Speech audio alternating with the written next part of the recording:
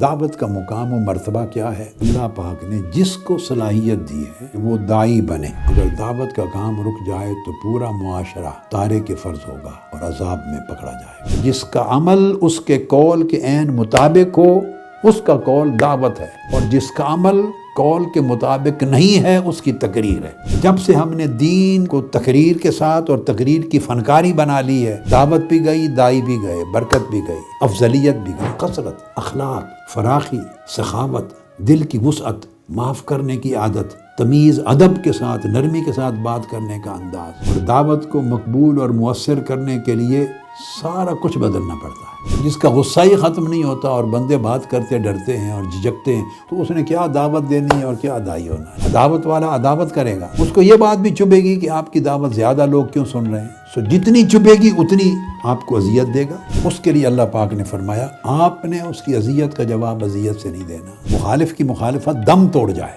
اور آپ کی دعوت کے لیے راستہ کھل جائے۔ جتنی خرابی تباہی بڑھے گی انسان کا صبر بڑھنا چاہیے۔ یہ انبیاء کا شیوا ہے، یہ اللہ پاک کی تعلیم ہے۔ مصطفی افراد قائم کریں۔ آپ کا فوکس ایک فرد پر ہونا چاہیے، وہ انقلاب ہے۔ پہلے آپ خود مصطفی ہوں گے۔ جو دعوت دے رہے ہیں وہ آپ کے عمل میں، سیرت میں، کردار میں، برتاؤ میں، طبیعت میں، مزاج میں نظر آنی چاہیے، آپ کے چہروں سے، آپ کی گفتگو کی مٹھاس سے۔